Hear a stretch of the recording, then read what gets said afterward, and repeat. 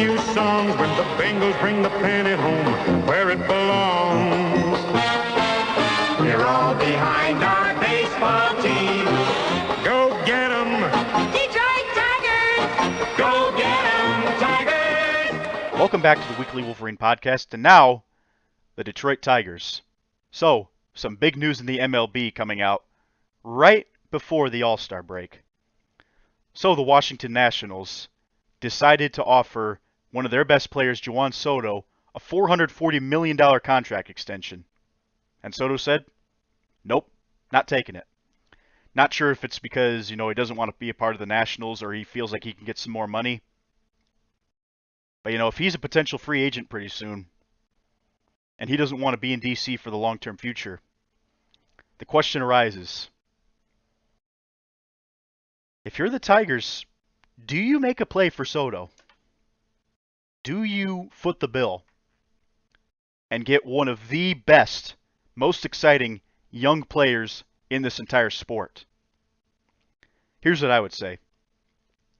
If this was a functional franchise, you're absolutely selling at this point. If you're Chris Ilitch and you're going on an absolute fire sale, I'm firing Al Avila, I'm firing the director of player personnel, I'm firing the scouting department, I'm firing everybody in Toledo and Erie. And then, you know what I would do? I would hire someone like Theo Epstein that understands the game of baseball, that is a junkie, that can hire some personnel. Kind of like a Chris Spielman type role. Where he's the vice president of the Lions and he makes all the football decisions. Basically, I would get baseball guys to make baseball decisions and not my friends. This whole thing needs to be torn down and rebuilt from the ground up. And if the Tigers were logical and they operated like a functional franchise, there would be no way they would even think about signing a player this expensive at this point in the rebuild. And actually starting to rebuild as well. Unfortunately, the Tigers are not a functional franchise. And Chris Ilitch said that he's pleased with the progress this offseason, or from this season, despite the fact that, we're losing 10-1 right now.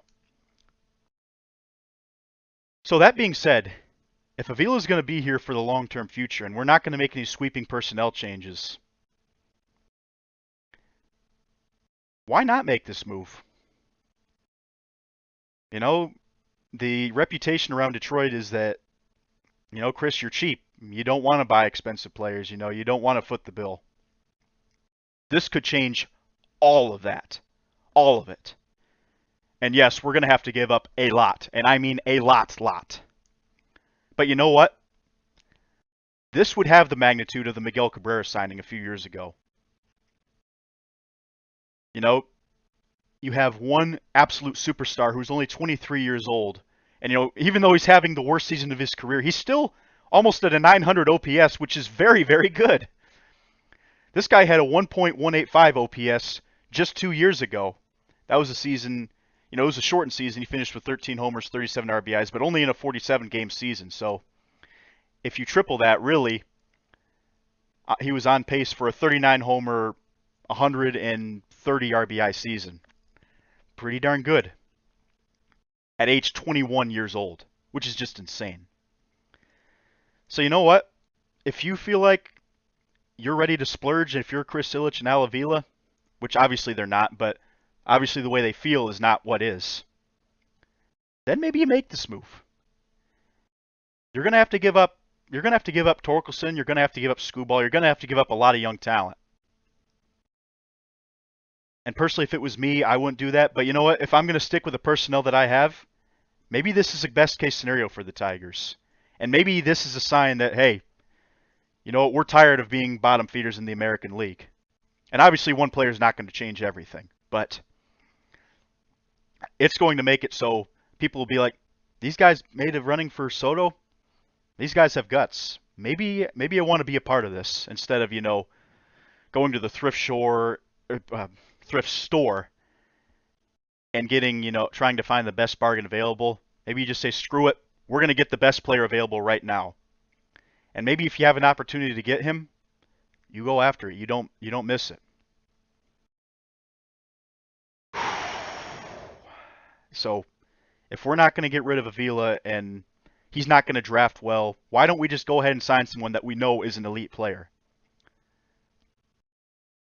then maybe at least then we have something to look forward to during the summer.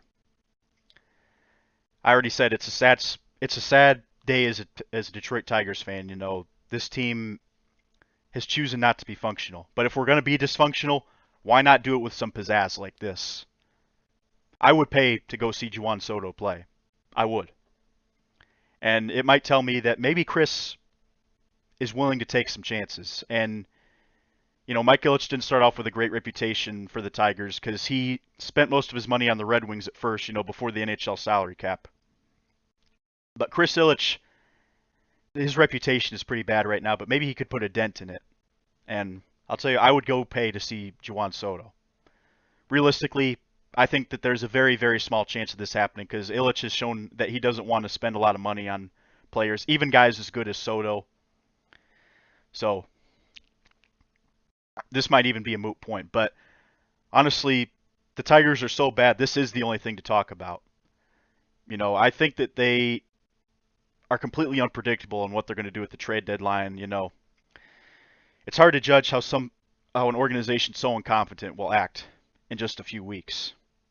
So, you know what? Maybe this could be the best thing to happen to the Tigers if Al Avila doesn't get fired and sweeping organization changes don't get made. Maybe this is the best thing that we have, best opportunity we have. So, why not? All right, coming up next. I've been pretty negative about the Michigan Wolverines, but this upcoming season looks pretty good. We'll do a little season preview coming up next.